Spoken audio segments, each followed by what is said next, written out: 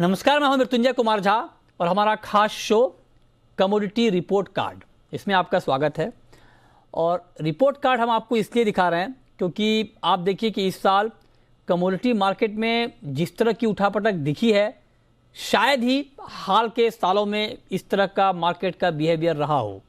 इसी साल मार्केट ने बहुत बड़ी तेज़ी देखी और इसी साल मार्केट ने बहुत बड़ी गिरावट भी देखी है। तो अब हम ये जानना चाहते हैं कि ये जो पिछले 6 महीने का रिपोर्ट कार्ड है, उसको देखने के बाद अब यहाँ से साल के आखिर तक के लिए क्या तस्वीर बन रही है और क्या अगले 6 महीने भी गोल्ड के लिए बहुत ज़्यादा गोल्ड के लिए, क्रूड के लिए, मेटल के लिए या बाकी कमोडिटीज़ के लिए उठापटक वाले रहने वाले हैं, या यहाँ पर कुछ एक क्लियर ट्रेंड, साफ तस्वीर दिखेगी। इसी पर हम बात करेंगे और बातचीत के लिए हमारे साथ 3 खास मेहमान जुड़ रहे हैं।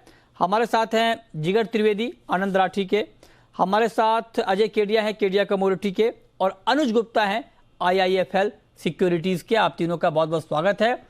और सबसे पहले आपको हम जब बात करेंगे तो एक एक करके कमोडिटीज़ की रिपोर्ट कार्ड हम देखेंगे और आगे की चाल क्या होने वाली है उस पर हम बात करेंगे। तो पहले हम देखते हैं गोल्ड की क्या रिपोर्ट है और गोल्ड का परफॉर्मेंस कैसा रहा है। तो आप देखिए कि इस साल की चाल ये है कि इस साल मतलब जनवरी से अब तक गोल्ड का मार्केट 5% बढ़ा है, लेकिन जो इस साल की ऊंचाई है, जब यूक्रेन और रूस का युद्ध शुरू हुआ उसके बाद की जो तेज़ी है, वहाँ से अब तक गोल्ड का मार्केट 9% गिरा है।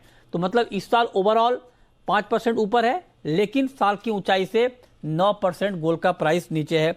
उसी तरह से आप ग्लोबल मार्केट में देख लें तो पूरे साल में 6% डाउन है गोल्ड, और ऊंचाई से जो घरेलू बाजार में वो 5% अब हमने यहाँ पर दिखाने की कोशिश की है। तो कुल मिलाकर मार्केट में एक बड़ा रहा है और बड़ी हलचल हमने देखी है गोल्ड में और बाकी कमोडिटीज़ में भी। तो पहले तो हम गोल्ड की बात करते हैं। और अजय जी, आप बताइए सर, ये जो गोल्ड का मार्केट है, जिस तरह का बिहेवियर रहा है, तेज़ी, मंदी, फिर तेज़ी, अब क्या लगता है आपको, यहाँ से कुछ साफ तस्वीर हम देख पाएंगे गोल्ड की, या यूं ही मार्केट का ऊपर नीचे कंटिन्यू रहेगा? नमस्कार। देखिए, काफी सरप्राइज रहा 2022 का, बिकॉज जब भी हम देखते हैं पैंडेमिक के समय में भी हमने गोल्ड में अच्छा रिटर्न देखा, और जिस ढंग से हम जियो पॉलिटिकल टेंशन बढ़ती हुई देखा, सबकी उम्मीद थी कि सोने में काफी अच्छा आउट परफॉर्मिंग होगा। बट हमने दूसरी ओर देखा कि रिसेशन के फियर के चलते सोने में भी जो बाइंग है वो थोड़ी थोड़ी कम होते हुए दिखाई दी, जिसके नतीजन हम देख रहे हैं कि आज 50 के नीचे जरूर पहुंचे हैं, बट हमारे यहाँ पे रुपए में गिरावट और इंपोर्ट ड्यूटी में जो 5% की तेजी आई थी उसकी वजह से हम थोड़े पॉजिटिव दिख रहे हैं। जबकि इंटरनेशनल मार्केट में सरप्राइज टू ऑल हमने 1700 के लेवल के नीचे जाते हुए देखे। बट अगला 6 महीना, क्योंकि ज्यादा करके जो गोल्ड के लिए परफेक्ट एनवायरनमेंट बताया जाता है वो है जियोपॉलिटिकल टेंशन जो इस वक्त चालू है। दूसरा है कि कहीं ना कहीं रिसेशन का खतरा तो बिल्कुल चल रहा है, इन्फ्लेशन है, तो गोल्ड इन्फ्लेशन और दोनों साथ में ही चलते हैं। तो जो जितने भी फैक्टर्स है वो सब गोल्ड के लिए सेकंड हाफ में अच्छा रहेगा, क्योंकि डॉलर इंडेक्स एक सबसे बड़ा थ्रेट रहता है। तो ऑलरेडी 6 महीनों में हमने देखा डॉलर इंडेक्स 109.50 का लेवल ऑलरेडी दिखाकर 107 के करीब है। अब माना ये जा रहा है 27 तारीख को जो इंटरेस्ट रेट हाइक होगी उसके बाद फेड के पास काफी कम स्टेप रहेंगे कि आगे इंटरेस्ट रेट और बढ़ा पाए, क्योंकि जब भी इंटरेस्ट रेट बढ़ते हैं तो रिसेशन का खतरा और ज्यादा बढ़ जाता है। तो उम्मीद की जा रही है कि जो अभी इंटरेस्ट रेट बढ़ेगी इसके बाद 0.75 तक का कोई इतना बड़ा इंटरेस्ट रेट हाइक नहीं होगा। हो 3 महीने की अगर बात करें तो सोना कहीं ना कहीं वापस 52,500 तक का इमीडिएट लेवल, बिकॉज आगे रुपए में भी अगर थोड़ी बहुत मजबूती आती है तो वो ऑफसेट करेगा। तो 52,500 तक का एक कंजर्वेटिव टारगेट हम लेके चल सकते हैं अगले 3 महीने के लिए। ठीक है, तो 52,500 तक का आप कह रहे हैं कि एक कंजर्वेटिव टारगेट लेकर के अगले 3 महीने के लिए चल सकते हैं। आप बताइए जरा जिगर, आपको क्या लगता है, जिस तरह का एक्शन हमने पिछले 6 महीने में गोल्ड में देखा है, क्या वही एक्शन आप आगे देख रहे हैं, या आपको लगता है कि अब मार्केट एक साफ सुथरी चाल यहाँ पर दिखा सकता है? गुड इवनिंग मृत्युंजय, अगर मैं गोल्ड की पहले बात करूं तो जिस तरीके का मूव हमने देखा था just because of the weak rupee, हमने देखा कि MCX gold is struggling around 50,000। Otherwise अगर आप सिल्वर की चाल को देखिए, वन वे फॉल देखा था। Since we are talking about gold, मुझे लग रहा है गोल्ड में अब ब्रेकडाउन आ चुका है। जो 2070 का हाई था ये साल का, वो कुछ 1680 1690 के आसपास अभी ट्रेड कर रहा है। मुझे लग रहा है गोल्ड में आने वाले दिनों में बिकवाली बढ़ सकती है। डॉलर इंडेक्स मुझे लग रहा है 110 112 का लेवल भी छू सकता है। इंटरेस्ट रेट हाई की यहाँ पे गुंजाइश बहुत ज्यादा है यूएस की ओर से। हो सकता है की स्टेटमेंट्स भी आए यूएस से। सो आई थिंक मुझे लग रहा है आने वाले दिनों में 49,000 is also possible for gold. हालांकि अगस्त कॉन्ट्रैक्ट की अगर मैं बात करूं 50,000 के आसपास मिले, वन शुड गो शॉर्ट। 51,000 का स्टॉप लॉस लेके चल सकते हैं। 49 48,500 के लेवल्स देखने को मिल सकता है। मुमकिन है 2 या 3 महीनों में ये लेवल्स हमें देखने को जल्दी से जल्दी मिल जाएगा। और साथ में हम आपको टारगेट भी बता रहे हैं, 49,000 का टारगेट है 2 से 3 महीने के लिए। 50,000 के लेवल पे आपको बेचने की राय दी जा रही है। 51,000 के स्टॉप लॉस के साथ अगर आप पोजिशनल ट्रेडर हैं तो ये गोल्ड पर आपके लिए राय है। आपका व्यू अनुज जी क्या है? आपका पोजिशनल व्यू गोल्ड पर इस वक्त क्या बन रहा है? 50,000 के नीचे आ चुका है भाव, बहुत ज़्यादा। मतलब आप देखिए कि मतलब गोल्ड में मतलब बहुत लंबे वक्त के बाद ऐसा हुआ होगा कि ग्लोबल मार्केट की तर्ज पर इंडियन मार्केट का बिहेवियर नहीं है। वहाँ पर दाम 20% गिरे अगर यूक्रेन रूस युद्ध के बाद, तो यहाँ पर 10% गिरा, क्योंकि यहाँ पर रुपया कमज़ोर था और साथ साथ 5% की इंपोर्ट ड्यूटी बढ़ गई। तो ऑलमोस्ट 12-13% का तो आपको फ़र्क यहीं आ जा रहा है।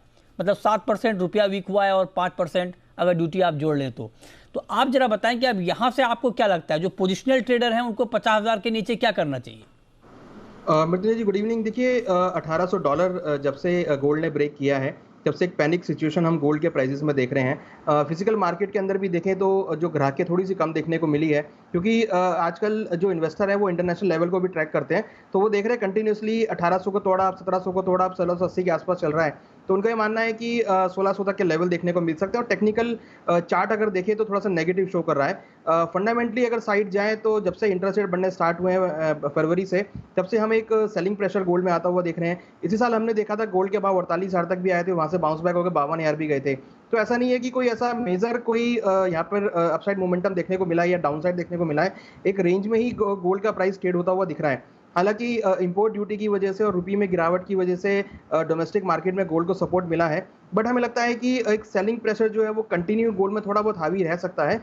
तो हमें फिलहाल अगर हम 1 या 2 महीने की बात करें, क्योंकि सितंबर से आपको फेस्टिवल सीजन स्टार्ट होते हुए दिखाई देंगे, तो तब तक मुझे लगता है कि ग्राहक जरूर वेट करेगा कि भाव थोड़े बहुत नीचे हो रहे हैं। और मुझे लगता है कि 1600 के लेवल जो है वो थोड़े अचीवेबल लगते हैं, जो कि यहाँ देखने को मिल सकते हैं। तो 1600 के लेवल के आसपास अगर हम देखें तो वहाँ पे एक कंसोलिडेशन देखने को मिलेगा, जहाँ पर हम खरीदारी लौट सकते हैं। इंडियन मार्केट की टर्म्स में मुझे लगता है कि 49,000 से लेकर 48,800 के लेवल के आसपास के लेवल गोल्ड में देखने को मिल सकते हैं। तो हमारा व्यू थोड़ा सा नेगेटिव है गोल्ड के लिए आने वाले 1 या 2 महीने के लिए। हमें लगता है कि अभी गोल्ड के प्राइसेस में बिकवाली का ट्रेड रहेगा, तो अगर 50,500 50,300 तक का बाउंस मिलता है तो आप बिकवाली का ट्रेड लें। 51,500 का स्टॉप लॉस लगाएं, टारगेट 48,800 तक का देखने को मिल सकता है।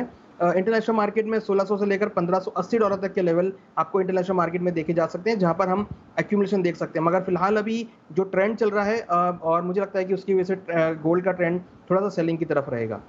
ओके, तो ये राय है। मतलब 2 एक्सपर्ट कह रहे हैं कि आप गोल्ड बेचें, लेकिन अजय जी कह रहे हैं कि आप गोल्ड खरीदें। और अजय जी का 3 महीने का टारगेट 52,500 का है और 3 महीने का जो बाकी टारगेट यहाँ पर आ रहा है, अलग अलग टारगेट आ रहा है। तो अजय जी कैसे किया जाए? आप कह रहे हैं बाय, अनुज जी कह रहे हैं सेल, जिगर कह रहे हैं सेल। बिल्कुल, अगर देखिए मेरा बाइंग का जो लेवल है वो 49,250 है। करीबन अभी अगर हम भाव देखें तो 49,750 है। तो थोड़ा बहुत जो हम गिरावट देख रहे हैं 500 पॉइंट की है। एक चीज ध्यान रखिए, Q3 Q4 इंडिया के लिए स्ट्रॉन्ग बाइंग का पॉइंट रहा है। एंड सेकेंडली इंटरनेशनल में जिस ढंग से हम देख रहे हैं डॉलर में जो तेजी है, डिस्पाइट इकोनॉमी कैसी परफॉर्म करी, ये इंपॉर्टेंट है। क्योंकि यूएस के जितने भी आप डेटा देखेंगे, कहीं पे भी डॉलर का जो अभी परफॉर्मेंस एक सेफ हेवन चल रहा जरूर है।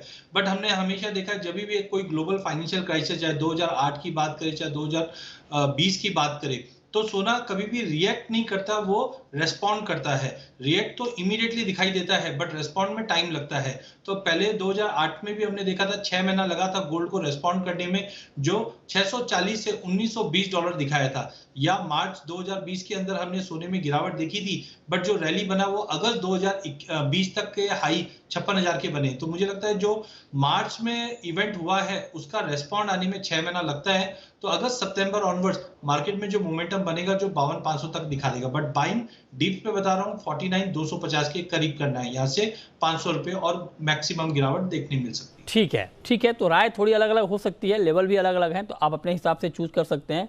लेकिन हाँ, एक ब्रॉडर कंसेंसस यही है कि गोल्ड में थोड़ी सी यहाँ पर गिरावट की संभावना बनी हुई है। हालांकि बहुत ज़्यादा गिरावट रहेगी इसकी संभावना भी नहीं है और इस बात को लेकर के भी कोई असहमति नहीं है। ये तो बात हो गई गोल्ड की। अब आते हैं चांदी पे, सिल्वर पे।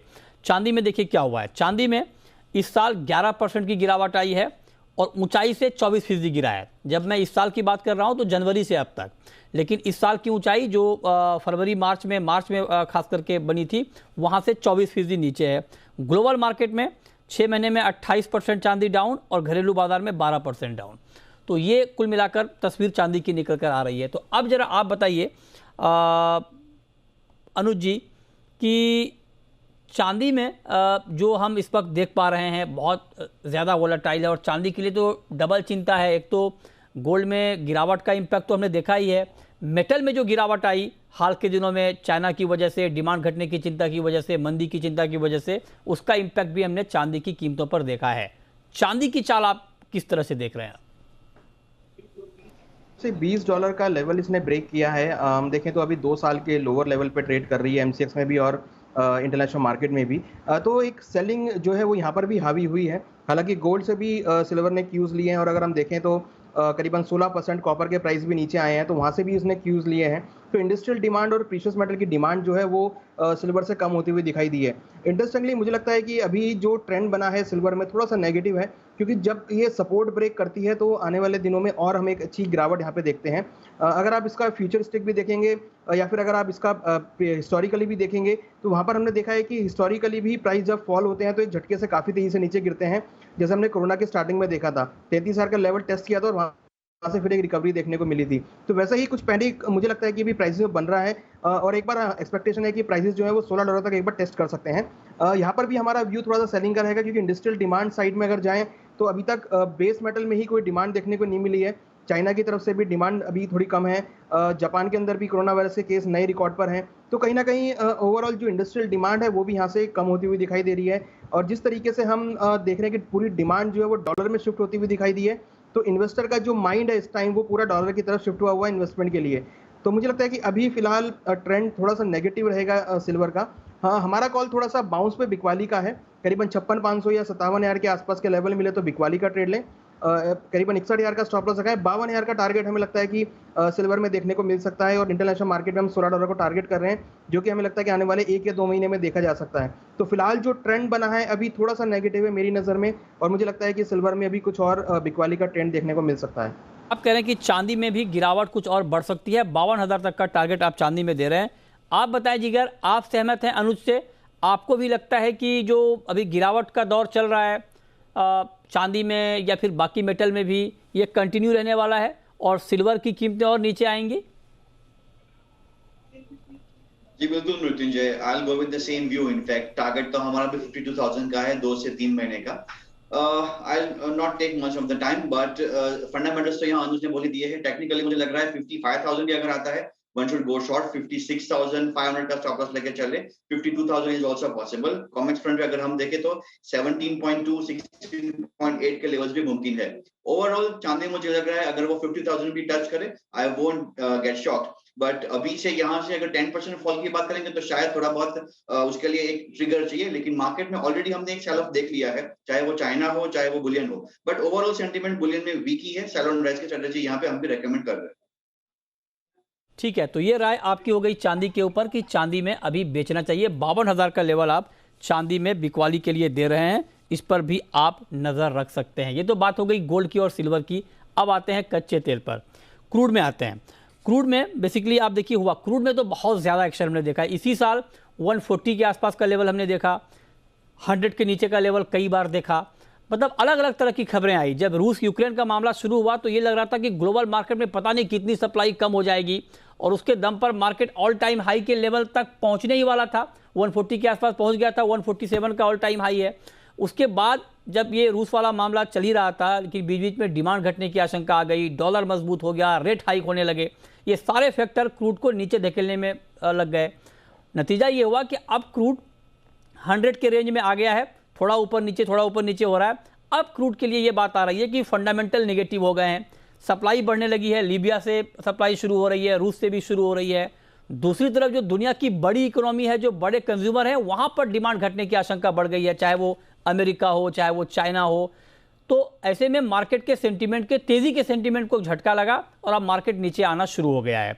तो अजय जी आप बताएं कि क्या क्रूड का मार्केट अब इस साल के आखिर तक दबाव में ही रहने वाला है? हाँ बिल्कुल, अगर हम कच्चे तेल की बात करें तो नो डाउट हमने जो जियोपॉलिटिकल कंसर्न 24 फरवरी से बनते हुए देखा वो आज भी जारी है। और मुझे लगता है कि रशिया एक ऐसा पॉइंट पे बैठा है कि वो एनर्जी मार्केट को डिक्टेट कर रहे हैं टाइमिंग। बट दूसरी ओर अगर हम देखें यूएस है, मिडिल ईस्ट है, सभी कोशिश करें। नो डाउट हमने जो लास्ट वीक की मीट थी यूएस वर्सेस सऊदी, वहां पे हमने आउटपुट के ऊपर कोई भी अफर्मेशन आते हुए नहीं देखा, बट यूएस कंटिन्यू पुश करने की कोशिश कर रहा है। साथ में जो स्लो डाउन का जो कंसर्न है वो डिमांड को भी डिटेरियोरेट करता है। यही हाल हमने 2008 में भी देखा। कभी भी कच्चे तेल में जब गिरावट आती है और संभलता नहीं है तो एक तरह से एक रिसेशन का माहौल और कंफर्मेटिव हो जाता है।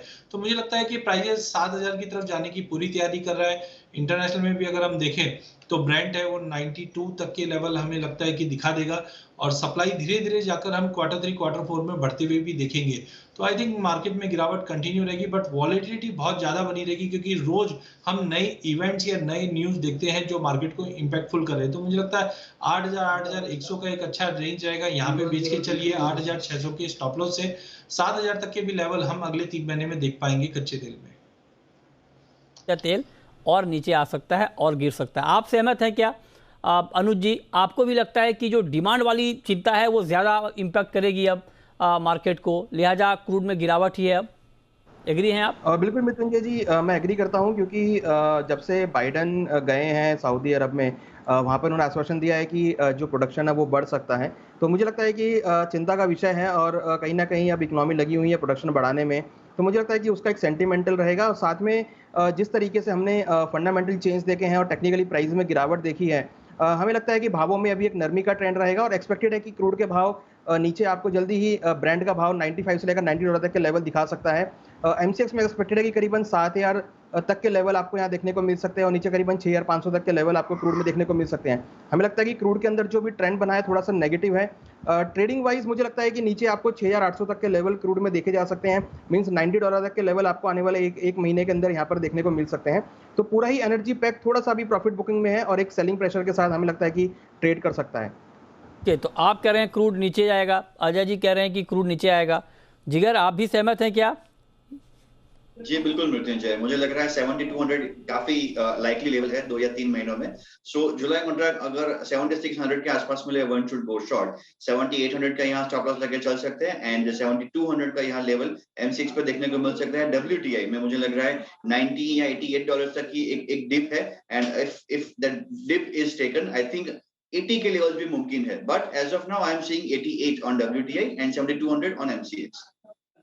तो ये राय आपकी हो गई, मतलब कच्चे तेल पर तीनों एक्सपर्ट की राय बिल्कुल सेम है, समान राय है। सब यही कह रहे हैं कि कच्चा तेल यहाँ से और नीचे आएगा तो आपके लिए क्रूड में बिकवाली का मौका बनेगा पोजिशनल ट्रेड के पॉइंट ऑफ व्यू से।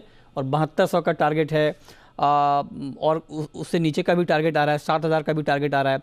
अजय जी का टारगेट 3 महीने का 7000 का है, तो इस पर आप नज़र रख सकते हैं। और एक टारगेट तो 1 मंथ के लिए 6800, अनुज जी, ओहो, तो इस पर भी आप नज़र रखिए। बहुत ज़्यादा गिरावट की संभावना कच्चे तेल में अब यहाँ से जताई जाने लगी है। छोटा सा ब्रेक लेंगे और ब्रेक के बाद आपको बताएंगे कि मेटल मार्केट की आगे की चाल, साल के आखिर तक की चाल कैसी रह सकती है और करेंसी में अब क्या कुछ होने वाला है। इस पर बात ब्रेक के बाद आप बने रहिए।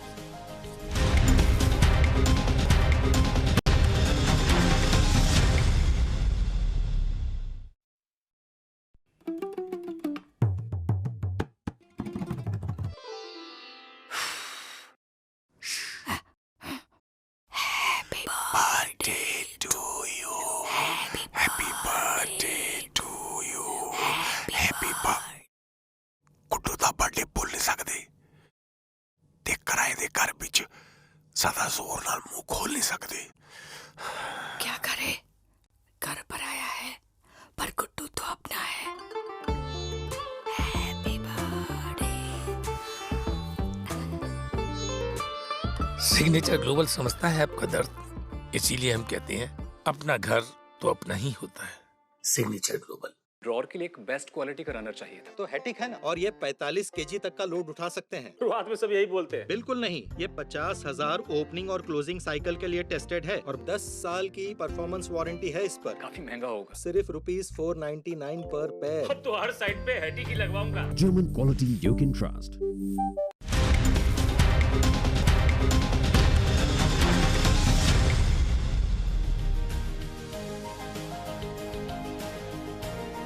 ब्रेक के बाद भी आपका स्वागत है। अब बात करते हैं कॉपर की, और कॉपर में देखिए क्या हुआ है। इस साल कॉपर 18% गिरा है और ऊंचाई से 25% गिरा है। जो इस साल की ऊंचाई वहां से 25%।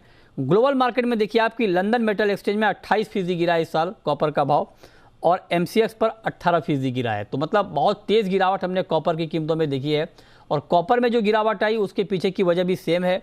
डॉलर की मजबूती, डिमांड घटने की आशंका, मंदी की आशंका और यूक्रेन रूस युद्ध का पूरा मामला, जिससे डिमांड घटने की आशंका बढ़ गई। इन तमाम वजहों ने कॉपर के सेंटीमेंट को भी डाउन किया है, गिराया है। तो अब जरा आप बताएं अनुज जी कि क्या कॉपर अभी दबाव में रहने वाला है? क्योंकि एक तरफ अमेरिका में डिमांड घटने की बात हो रही है, मंदी की आशंका है, चाइना में कोविड के मामले हैं। हालांकि एक पॉजिटिव खबर यह है कि चाइना में राहत पैकेज की बात भी हो रही है। तो आप बताएं कि इन सब खबरों के बीच अब कॉपर की चाल होने क्या वाली है? देखिए मिथुन जी, मुझे लगता है कि बेस मेटल में उतना ज़्यादा नेगेटिव आपको देखने को नहीं मिलेगा, क्योंकि कहीं ना कहीं इकोनॉमी रिवाइव करने के लिए डेफिनेटली स्टिमुलस पैकेजेस की बात करेंगे। और आगे धीरे धीरे जिस तरीके से हम, अगर आप इक्विटी मार्केट की साइड जाएँ तो कंपनीज के नंबर काफ़ी अच्छे आए हैं, जिसकी वजह से हमने इक्विटी मार्केट में बाउंस आता हुआ देखा है। तो अगर नंबर्स अच्छे आते हैं कंपनीज के, तो डेफिनेटली जो डिमांड है, इंडस्ट्रियल डिमांड, वो बढ़ सकती है। तो मेरा व्यू थोड़ा सा वेट एंड वॉच का रहेगा बेस मेटल के लिए, और मेरी रिकमेंडेशन बेस मेटल में खरीदारी की रहेगी। मुझे लगता है कि अगर डिप मिलता है तो खरीदारी करना चाहिए। लेट्स से अगर हम कॉपर की बात करें तो मुझे लगता है कि अगर भाव नीचे 570-580 के लेवल के आसपास मिलते हैं तो वहाँ पे खरीदारी करना चाहिए। सेलिंग साइड में मैं नहीं हूँ अभी बेस मेटल में, मुझे लगता है कि थोड़ा वेट जरूर करना पड़ेगा। बट हाँ, अगर वेट करते हैं तो आपको अच्छे लेवल मिलेंगे जहाँ पर हम खरीदारी का ट्रेड ले सकते हैं, क्योंकि इकोनॉमी को डेफिनेटली रिवाइव तो होना है। और अगर क्रूड के प्राइसेस में नीचे आएंगे तो उससे भी इकोनॉमी को कहीं ना कहीं सपोर्ट मिलेगा। तो अल्टीमेटली मुझे लगता है कि बेस मेटल साइड में मेरा जो स्टांस है वो पॉजिटिव है। हाँ, डेफिनेटली थोड़ा सा लोअर लेवल पर है, बट मुझे लगता है कि बाय एंड डिप्स की स्ट्रेटेजी कंप्लीट बेस मेटल में रखना चाहिए। कॉपर में अगर भाव 570-580 के आसपास मिलते हैं तो खरीदारी का ट्रेड मुझे लगता है कि लेना चाहिए। अच्छा अजय जी, आप सहमत हैं? आपको लगता है कॉपर अभी खरीदना चाहिए? जैसे अनुज ने भी कहा कि जो भी फैक्टर्स हमें दिखाई दे रहे थे मंदी के, वो ऑलमोस्ट पिछले 6 महीने में हमने हाईलाइट होते हुए देख चुके हैं। चाइना में हमने कोविड का कंसर्न कंटिन्यू देखा, और 880 से लगभग हमने 600 के लेवल कॉपर में देख चुके हैं ऑलरेडी। तो मुझे लगता है अगर कोई भी इकोनॉमी को रिकवर करना है तो रिक्वायरमेंट है मेटल्स की। मेटल्स में रिकवरी जरूर आएगी। तो ऑलरेडी चाइना ने स्टेप इन करना चालू कर चुके हैं। तो इन ऑल मुझे लगता है कॉपर में बाइंग साइड रहना चाहिए 570 के स्टॉप लॉस से। अप साइड में मुझे लगता है इमीडिएट टारगेट 670 का रहना चाहिए। अच्छा ठीक है, तो ये राय आपकी है कॉपर के ऊपर। तो आप भी कह रहे हैं कि कॉपर में भी थोड़ा बेचना चाहिए। 670 के टारगेट आप, अच्छा टारगेट क्या दिया अजय जी आपने कॉपर में? खरीदने की राय आपकी? ओके, 670 का टारगेट है, 3 महीने का आपका टारगेट है। यस, आपने बाइंग की राय दी है 610 के आसपास। जिगर, आपका व्यू? आपको भी लगता है कि मेटल में कॉपर एक बार फिर से टॉपर बनेगा? 800 से लेके 1 में हमने 600 तक का एक फॉल देखा हुआ है, लेकिन फिर भी मार्केट यहाँ संभल नहीं रहा। चाहे रीजंस चाइना हो या स्ट्रॉन्ग डॉलर हो या इन्फ्लेशन हो, मॉनेटरी पॉलिसी स्टैंड्स हो अराउंड द वर्ल्ड, मुझे लग रहा है थोड़ा बहुत अभी भी पेन का एक लेग बाकी है। एंड थोड़ा बहुत डीप यहाँ हो सकता है 600 या 590 तक के लेवल का। करंट लेवल के आसपास क्या करना है अगर मुझे ये पूछा जाए तो I will be more comfortable going short in copper, in fact in base metals. Since we are talking about copper, मुझे लग रहा है 625 के आसपास मिले, 1 to short 635 stop loss लेके चल सकते हैं। 600 590 के लेवल्स देखने को मिल सकते हैं। हाँ, हालांकि ये लेवल्स बहुत जल्दी एक ही महीने में देखने को मिल सकते हैं। Then around those levels consolidate करें 590 600 के आसपास, then it's a good call to go long. Okay ठीक है, तो ये राय आपकी हो गई कॉपर के ऊपर। अब आते हैं करेंसी मार्केट पे, क्योंकि करेंसी मार्केट ने बहुत बड़ा हड़कंप मचाया है पूरी दुनिया में। पूरे मार्केट में आप देखिए रुपया ऑल टाइम लो पे, डॉलर 20 साल की ऊंचाई पे। तो करेंसी की चर्चा इस वक्त बहुत जोरों पर है, और करेंसी की चाल आप देखिए कि हुआ क्या है। डॉलर का इंडेक्स है वो 12% बढ़ा है इस साल, और रुपया 7% उसके मुकाबले डाउन हुआ है। डॉलर इंडेक्स के मुकाबले ऑल टाइम लो पर है। पहुंचा है रुपी। तो अब जरा आप बताइए अजय जी कि क्या रुपया 80 के बाद 80 टच कर चुका है, क्या अभी रुपए में और कमजोरी बाकी है? आपको लगता है कि 80 पे संभल जाएगा? देखिए टेक्निकली अगर हम देखें पिछले 2 साल में तो एक normal rate of depreciation continue हम रुपी में देखते ही हैं। उसी को देखते हुए और बीच बीच में हमने देखा एक राउंडिंग बॉटम पैटर्न फॉर्म हुआ है, जिसके चलते मैक्सिमम अपसाइड जो लग रहा था वो 80-60 तक का लेवल लग रहा था। तो ऑलमोस्ट हमने फ्यूचर्स पे वो भाव आते हुए दिखे हैं। साथ में डॉलर इंडेक्स में भी हमने 109.50 का लेवल देख चुके हैं। तो मुझे लगता है डॉलर में गिरावट अगले 2-3 महीनों में रहेगी। और इंडिया ने जो स्टेप्स लिए, कच्चा तेल आज भी हम रशिया से काफी डिस्काउंट में ले रहे हैं, और गवर्नमेंट ने जिस ढंग से वॉस्ट्रो अकाउंट या फॉरेन ट्रेड हम रुपी में कर सकते हैं, और स्टेप्स जो लिए जा रहे हैं उससे कहीं ना कहीं जो गिरावट है वो कैप होते हुए दिखाई देगी। तो मुझे लगता है अगले 3 महीने की बात करें तो रुपया वापस 77.40 77.20 के जोन में आता हुआ दिखाई देगा। पिछले 5-7 सालों में जब जब रुपी में एक साथ इतनी बड़ी गिरावट आती है और आरबीआई गवर्नमेंट कोशिश करके इंटरवेन करते हैं तो लगभग हम देखते हैं 5 से 6% का एप्रिसिएशन होता ही है। तो उसको भी अगर मैं लेके चलूं तो 77 इजीली अचीवेबल है। तो अगले 3 महीने में मुझे लगता है रुपए में मजबूती वापस लौटते हुए दिखाई देगी। ओके, तो रुपया और मजबूत होगा, ये आपकी राय है। बिल्कुल संक्षेप में अनुज जी, आपको भी लगता है कि रुपया और मजबूत होगा? देखिए बिल्कुल मुझे लगता है कि रुपये का प्राइस आपको 78 77 तक के लेवल देख सकते हैं। क्रूड का भाव नीचे आएगा तो डेफिनेटली एक पॉजिटिव रहेगा रुपये के लिए, और हमें लगता है कि 78 से लेकर 70 तक के लेवल आपको आने वाले 2-3 महीने में रुपये में देखने को मिल सकते हैं। 20 सेकंड में, आपके पास 20 सेकंड नहीं है सर, आप बताइए रुपए का अगला लेवल 3 महीने में। 20 सेकंड 81। ये तो आपने 5 सेकंड में बोल दिया सर। 15 सेकंड रह गए आपका, मैं बोल देता हूँ। चलिए, बहुत शुक्रिया जिगर आपका, अनुज जी आपका, अजय जी आपका हमारे साथ जुड़ने के लिए, और ये रिपोर्ट कार्ड पर बात करने के लिए कि कमोडिटी में जो हलचल हुई है पिछले 6 महीने में, इसके बाद आगे की तस्वीर होगी क्या। बहुत बहुत शुक्रिया आप तीनों का।